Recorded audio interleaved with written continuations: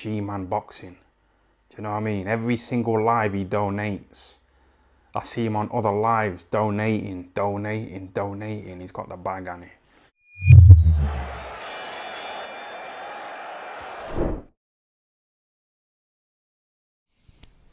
Alright people, review of the week time. So, lots to talk about with regards the cards that happened on last night.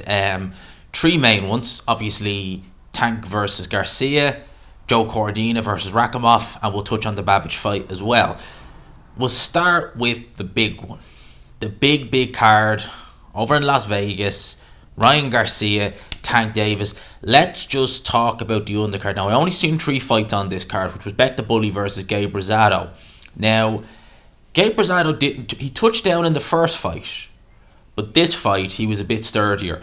Although, in the first fight, he ended up knocking Beck the Bully out. I picked Beck the Bully to win this fight. I thought he would have learned from his mistakes, and he certainly did. He was very reckless in the first fight. It was a lot more measured and grounded in this fight, won a decision over Gabe Rosado. Rosado hasn't been looking good a while now. This is what, his 17th loss. You know, he lost, not his last fight, but the fight before that to Shane Mosley Jr., who is not a very good fighter. So if you're losing to him, it kind of sums up where you are in your career. Beck the Bully did what he needed to do, got the UD, he moves on, he's written the wrong. So Dave Morrell versus Yamaguchi Falcao.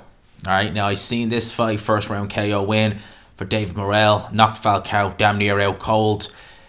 Dave Morrell is very good, very talented. He's only 25 years old, 6'1", super middleweight, and there was talk of Dave Benavidez and him potentially meeting. Personally, if I was Dave Benavidez and I potentially had a Canelo fight in my back pocket, I'd be staying away from Dave Morrell. I would. I think he's very good, very dangerous fighter. He is going to be a massive problem at 168 pounds in years to come. He really will. He's very impressive fighter, very hard puncher, just tremendous talent to watch. Ryan Garcia, Tank Davis, top of the bill. I already done a post fight on this, but we'll talk about it some more. It was a good body shot from Gervonta Tank Davis that put Ryan Garcia down. I do look at the body language of Garcia and the way he basically got up at 11.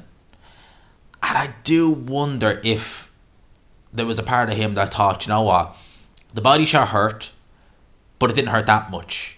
I'm not debilitated with pain. You know, you see the way when some people get a really good body shot, they can't move. No matter what they do, they just can't move. The head's telling them, get up, but the body just can't do it. I got the impression Garcia, he was hurt, but his head was telling him get up, but his body was like, okay, I'll get up. But maybe somewhere back in his mind it was like, nah. Because that's what I felt. Because I thought Ryan Garcia had a very good 6th round. He was looking to build on it going into the 7th. And he started the 7th quite well. And I think once that body shot landed, that kind of knocked the fight out of him, where it was just like, this guy's too sharp with the counters, he hits too hard, and no matter what I do, he just seems to have an answer. So whether you would say that to quit or not, it's up to yourself. I do think he could have got up. That's one thing I will say about Garcia. I do think that had it been maybe a different opponent on a different night, with the fight going a bit different, he would have got up at 10 rather than sat out to 10. That's what I do think. We'll talk more about Garcia Davis in a wee bit. Let's talk about the Matchroom card that happened last night. I'm going to be honest with you, I only seen Rakhimov versus Cordina. Brilliant fight. I'm surprised it was a split decision though. I am. I'm even more surprised that somehow, some way, they scored this fight 116-111 to Rakhimov, which is really bizarre. That's implying that, Cordina only won 3 rounds? What? I forget which judge it was who put that scorecard out, but that was crazy. No, Cordina, I felt, won this reasonably handy enough. You know, I'm surprised with the split decision. I'm surprised that the 2 scorecards they gave it to Cordina were so close. I thought Cordina won this fight comfy enough. You know, Rakhimov had his moments. He came on strong in the 12th round especially. That was a really good round for Rakhimov. Darren Barker on commentary. Darren Barker has to be one of the worst commentators in the business. You know, it's a gripe of, I always seem to rant, but it's just such a frustrating thing when you watch the DAZN commentary. and you see Rakhimov do something or land a few punches, and literally it's just radio silence from the commentators. Joe Cordina lands a grazing shot, and Darren Barker screaming, "Look at that!" It's just like, mate, like, can you call the fight a little bit better? Instead of screaming when one guy lands, why don't you acknowledge when both guys are doing good work? But even though that was few and far between from Rakhimov, Joe Cordina, a deserved winner, it has to be said. Realistically, like, he's a two-time champion at super featherweight. He shouldn't be a two-time champion. He should never have been stripped in the first place. You know, the IBF do some questionable things. So when he won that title, he injured his hand. He had proof, the pictures, everything of the injury, and he would have to postpone his mandatory defense against Rakhimov. So you would think, okay, Rakhimov and Zelfa Barrett, why don't you fight for the interim title? Because that's the whole purpose of having an interim title, is if the champion is injured and he can't defend it. Nope. We'll strip him, and then they'll fight for the vacant title, and then Joe Cordina gets the winner. For me, it's just bizarre. It really is bizarre. And, you know, the IBF are normally good, but that occasion I just thought, why did you strip Joe Cordina? It made no sense. But he's well, he didn't need to avenge anything, but he's now champion again, and at 130 pounds, let's see, so Manuel Navarrete, Oscar Valdez, O'Shaq Foster. I mean, I wouldn't be picking Joe Cordina against any of them, to be honest with you, especially not Emmanuel Navarrete. I think he would I think that would be a very, very ugly fight, him versus Joe Cordina, for Joe Cordina anyway. But credit to him, he came through Rakhimov. I thought he'd do, to be honest with you, like, he won it, in my opinion, fairly handily. But I thought he'd do a bit more against Rakhimov, to be honest with you. I actually thought he might even stop Rakhimov, because I was really not impressed with Rakhimov against Barrett. I mean, he really didn't impress me at all in that fight. Really didn't impress me. So that was that. Now we go on to the Sky card. Now, I'm going to be honest, I haven't seen Bacody's fight, but I do believe he called out Dylan White after. I'll talk about that in a wee bit. The fight I only saw on this card, I watched it live, was the Alan Babic-Lucas Rosansky fight. And again, I mean, I wasn't a least bit surprised that Babic was going to lose, or that Babic lost, I should say, because I knew he was going to lose sooner or later. It was a matter of time. It was a question of when, not if. And I thought Lucas Rosansky, yeah, he's 37, but if he's anyway decent, he should be beating Alan Babic, no problem. He was 12 pounds heavier. Babic is not he's not a heavyweight. I know this is a bridger weight, you know. But I think BoxRec don't even regard it. Like, yeah, like, if you look at, like, this was for a title, right? But BoxRec don't have it down as any title, so they don't even recognise the bridger weight title. And they have Alan Babic ranked as a cruiserweight still. What do they have Rosansky ranked as? They have him ranked as a cruiserweight as well. But anyway, for what's worth, he won a bridger weight title. Look, Babic is great fun to watch. And I don't think anyone can deny that about Alan Babic. When you watch him, he's fun. You know, he's an interesting character. Seems to have, you know, a funnish personality. You know, he's a cool guy. In the ring, he goes for the jugular from very early on. But anyone who's watched his career from the get-go, you'd know that this guy is someone who can be outboxed, who can be countered, who, if you met a very, very good counter-puncher who could hit hard, he'll have a field day against Alan Babic. You know, before Pricey retired, there was talk of David Price versus Alan Babic. And I remember saying at the time, I was like, Price will probably win that. And people were like, oh, no. I think Dale said the same. They were like, no, Pricey wouldn't beat Babic. Like, yeah, Pricey was 6'8", tremendous puncher, can keep it at range. He'll beat up Alan Babic. He would. He'd beat Alan Babic, because Babic is no great shakes. His style is so fan-friendly, it's so entertaining. But he's an accident waiting to happen. I mean, you've seen that when he fought that French guy. Can't remember his name, but he was a big, huge French guy who was like, 60 pounds heavier than Babic. And Babic started off real strong, walked into a shot, and he was nearly taken out in that fight. And then his next fight, he gets dropped in the first round, manages to come through and win a decision. But he hadn't had any very difficult fights in the pro games prior to those two. And subsequently after the fight against the French guy, he started looking like a jaded fighter. In fact, you could argue he was looking jaded even before that. And I think it's because Alan Babic is someone who, he obviously spars the way he fights, maximum intensity, maximum ferocity all the time. Doing that in the gym has an impact on the body. Doing it in sparring against guys like Joe Joyce, Tyson Fury, etc., Dylan White, you're going to get hit an awful lot. And I think that he's already starting to show wear and tear. You know, it's a case of he was always going to get found out sooner or later, but you compound that with the wear and tear he's no doubt accumulated over the years in training camps. I mean, we could be looking at a potentially shot fighter. He was only 32 and has only had 12 pro fights. You know, he was calling out Filip Hrgovic back a couple of years ago. God forbid they'd have fought in 2020, 2021. Because Babic was all for that fight. Could you imagine what Hrgovic would have done? That wouldn't have lasted a round. That would have been exactly like this. Probably more devastating though. Because Hrgovic is a bigger guy. Johnny Nelson was saying that Babic needs to get down to cruiserweight now if he is to have any hope of doing anything in the sport of boxing. You know, he's not a heavyweight.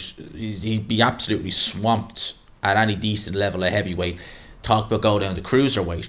You see, I don't think cruiserweight will be any easier. If anything, it might probably be just as hard because at heavyweight, I think it was Richard Riakporhe who told them, and it was Ade who told me, or it might have been Richard Riakporhe, I'm not sure who it was, but it was definitely, it wasn't Lawrence Okoli, but it was a domestic level, probably, I think it was Richard Riakporhe, Bill Smith, one or the other, and they couldn't believe the speed that these heavyweights had in a sense of lack thereof speed. Because for cruiserweights, you know, you meet a fast cruiserweight, it's tough. But when you go to heavyweight, even a fast heavyweight will be slow by cruiserweight standards. So you take Alan Babic, who was not the fastest heavyweight in the world, or whatever you want to call him, bridgerweight in the world. You know, his footwork is okay. His foot speed's not amazing. You know, he swings a lot. You know, he's going in there against very slow heavyweights in some cases and getting caught with shots. You bring him down to cruiserweight where these guys hit very, very hard too. You know, most cruiserweights can knock out most heavyweights. We look at someone like Garcia or someone like that, he's still a tremendous puncher, a heavyweight. And you add speed on that, it's just compounding the problem. So I don't see Babic really doing that. Look, Babic is always going to be entertaining, he's always going to be valued for money, but the idea that this guy is a world beater he just isn't. He never will be. You know, he's always going to be a guy who you would have some really fun domestic level fights. There's fights there with Babic you could just think of that would be really, really, really fun to watch, but he's not going to do anything, you know, at any decent level. You know, and again, he's been in these camps. You know, Dylan White, I've always said that Dylan White is he's got a good boxing brain, does Dylan White. Obviously Dylan White, I don't know if he's managing Alan Babic anymore, but if you look at the stable of fighters Dylan White has managed and brought in, none of them are anyway talented. You know, Riakporhe, obviously he's not with Dylan White now. He's improved a lot over the last few years, but when he was signed by White originally, I was like, he's no great shakes. You know, he's improved a lot. But with Dylan White, he looks at the cojones on these guys and is like, you know, you try to take my head off. I like that.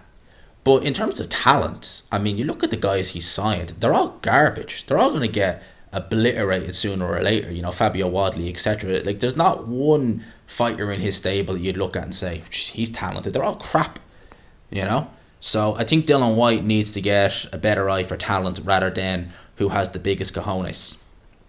Now, that is the fights all but done. So we talk about some of the news that's in the headlines. So, Joshua Wilder. Anthony Joshua on if he thinks Deontay Wilder fight will happen in December in Saudi Arabia. He says, in terms of it getting delivered from my side, I honestly believe it's 95% there. Wilder versus Joshua, December in Saudi Arabia. My only question would be, will Deontay Wilder have an interim fight in the time being? Now, obviously, with Anthony Joshua, Eddie Hearn spoke about wanting to get him out in July, and obviously Anthony Joshua wanted it as well, but whether the Saudis would allow it if this is in fact the fight that's going to be happening, because they obviously don't want to risk a loss. Now, if you're Deontay Wilder, you would imagine he would get the same treatment, in a sense of you can't take a fight until Joshua. Where that wouldn't be good for Deontay Wilder is he fought in October, just gone, and it was only a round, right, less than a round. Joshua's had a fight, a full 12 rounds in April. So he's going to be a lot more ring ready than Deontay Wilder. I mean, Deontay Wilder, if he fights Joshua in December, will have had one round in, 2 years? Roughly? It's not great. Not great. So I would be saying, if it was Wilder, if I was into his team, I'd be saying, look, let's just try and get a run out against a knockover job and get in there with Anthony Joshua in December. I hope to God they get that fight, because I love Joshua Wilder. I think it's a great fight. I really do think it is. I've wanted to see that fight for years. We could be in a situation where we finally get it. Jamal Charlo was told reporters that Demetrius Andre has called him out recently, and the pair spoke for an hour over the phone trying to make a fight between them and Charlo's middleweight world title next. I thought Demetrius Andre was moving up to 168 pounds. So if he can still do 160, why in God's name did he say he can't move up to 168 and not fight is mandatory? In terms of Charlo, I mean, come what June, it'll be 2 years out of the ring. And he's still not been stripped of that WBC title. That's a joke. What's the point having it if you're not going to defend it? Like, even Amanda Voluntary and the WBC are just like, hey, it's all good. You know, the IBF stripped Joe Cordina for a hand injury, right? Even though we have proof that he was injured, right? And whether you agree or disagree with that, is what they did, right? But they obviously made him champion in recess, gave him an immediate crack when this, Rakhimov beat Zelfa Barrett. That was all done in the space of less than a year. The WBC are like, hey, do what you want. 2 years ain't nothing. We don't mind. And people wonder, the WBC wonder why people just laugh at them. Amazing. It really is.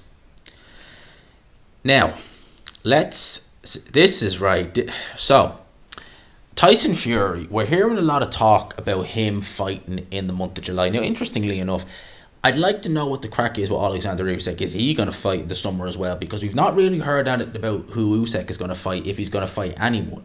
But Fury, we're hearing July 15th and July 22nd. Now, the two names that are top of the list apparently are Zhilei Zhang, right, and Andy Ruiz. Andy Ruiz says here it looks like the front runner. Strong reports indicate that he will face Tyson Fury next.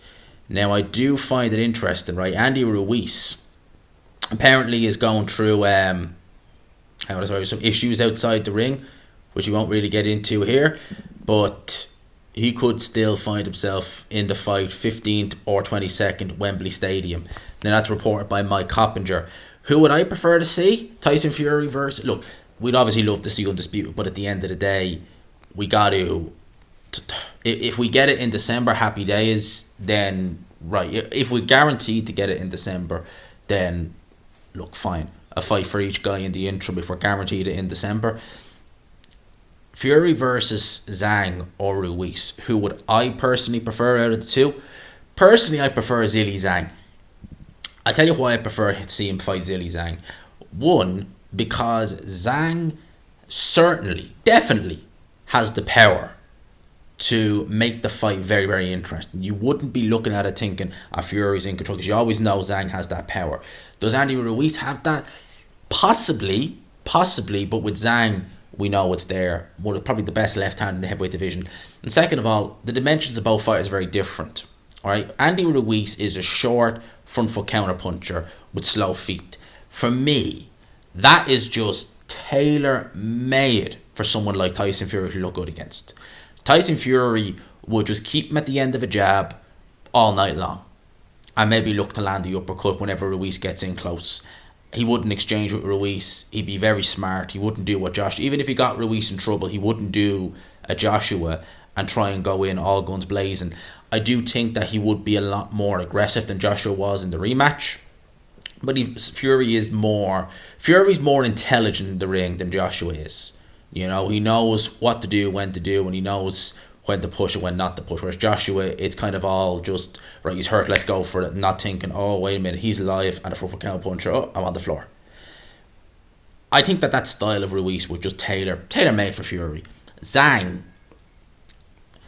would be more interesting for many different reasons. It's not just that, but Zhang's long-range boxing ain't too bad. I don't think he'd compete with Fury as well as he was able to compete with Joyce at long range, but you don't know. And personally, I think that left hand from Zhang would keep Fury on it.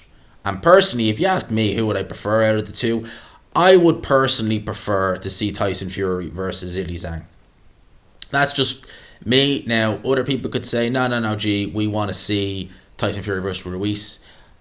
I wouldn't turn my nose up to it, but I just feel as though Zhang is a different obstacle. It's an obstacle where I'd be picking Fury over both, but I wouldn't be as sure picking Fury to beat Zhang than I would be Ruiz. With Ruiz, it'd be a case of he's going to beat Ruiz. I'd be fairly sure.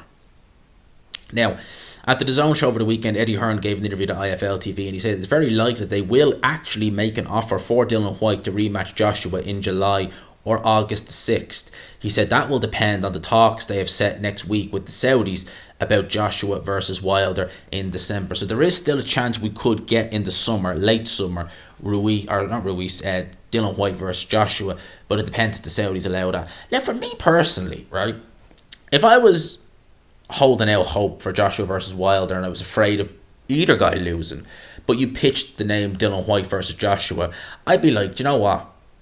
Yeah, he posed a bit of a risk with the left hook, but that's really it. And I'd be fairly sure Joshua would get through that fight relatively unscathed.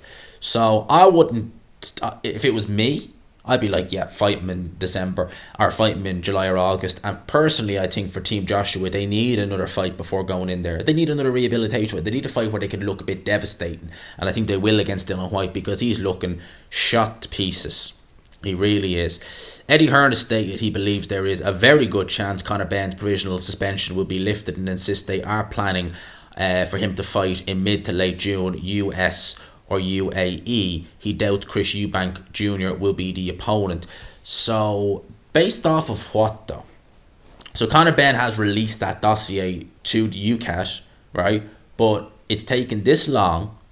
He's done nothing but talk crap about UCAT, the British Boxing Board of Control. And for some reason he thinks that, look, he could very well be 100% innocent, right? Could be.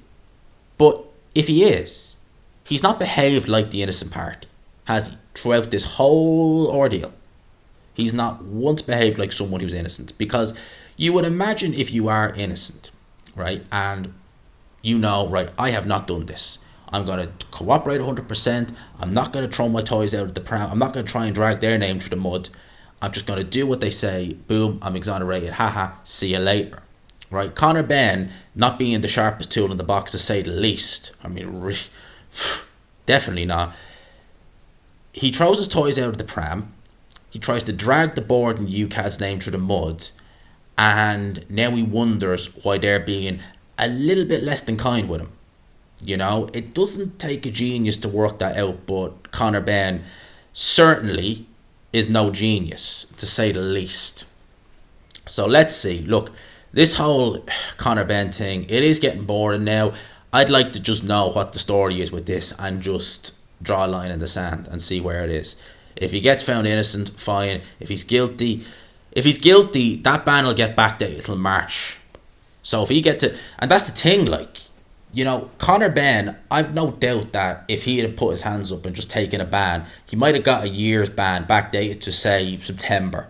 So he'd be good to go, September coming. Whereas now, if he gets a 2-year ban by UCAT, it's an if he does, not saying he will, if, it's going to get backdated to March the 15th. So it's going to be 25 before he's back able to fight in the UK. And at the end of the day, there could be, like, look at the US, you know, Las Vegas, California said, nah, we're not going to license you, you know, because of the situation that's going on at the British Boxing Board of Control. The UAE they probably wouldn't give a you-know-what, probably wouldn't give a monkeys, but you never know. You never know. AB is back against Bill Hutchinson in a welterweight contest on June the 5th. Is it June the 5th? Actually, I thought they said, was it June the 5th? Yeah, June the 9th. Let's see, I've never heard of Bill Hutchinson. Let's have a look-see. Bill Hutchinson. Never heard of this guy. Let's have a look. This is the guy fighting Adrian Brown. I'm having to type in boxer. Alright, Bill Hutchinson. Let's see. 20-2 with 4 draws, never been stopped. Who has he fought? Gabe Smith. His last loss came in 2016 over 6 rounds. Eric Hall. Who has he fought? Draws against Larry Venstris, who was 6-4. That's not very good. Greg Coverson Jr. That's, and again, look at these draws. Lost his pro debut.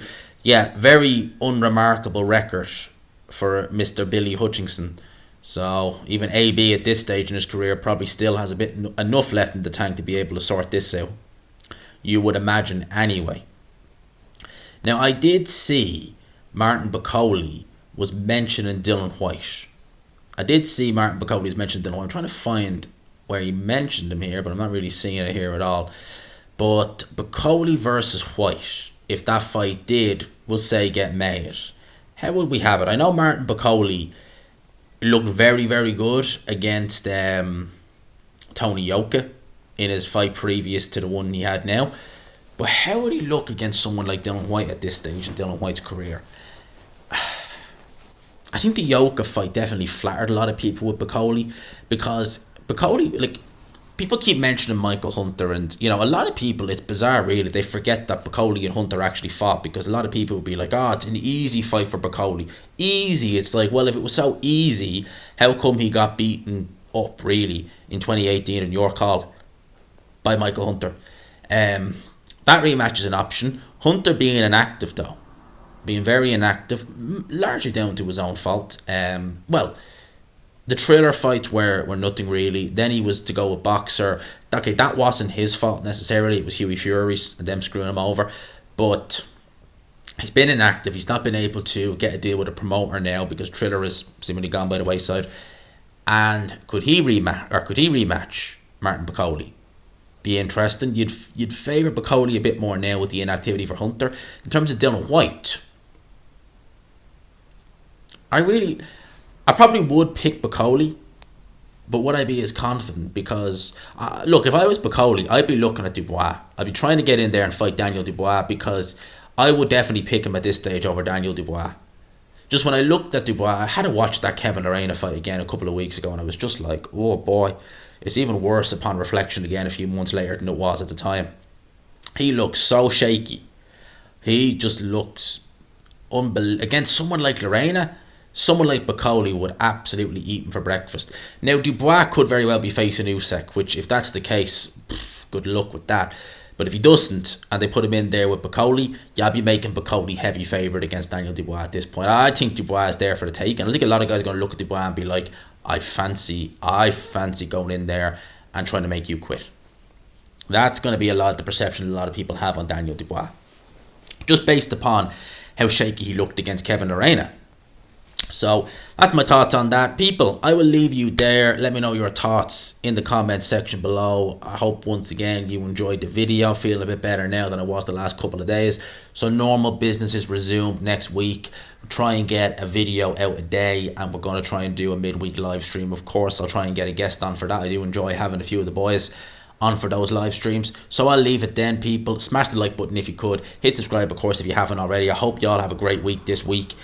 Enjoy it. Hopefully we all get some good news, myself included. I've got some new ideas for here and the other channel as well. So I'm trying to get them both up and running. Well, obviously this up and running. Well, this is already up and running, you know that. But the other channel up and running back again, and just staying active on there as well, because there's a lot of reasons why, but I have a few more ideas of ways to expand the reach on here as well. We're going to work on them as time goes on. Anyway, not going to bore you with that. Hope you enjoyed the video, people. Smash the like button if you could. Hit subscribe, and I'll talk to you. Peace.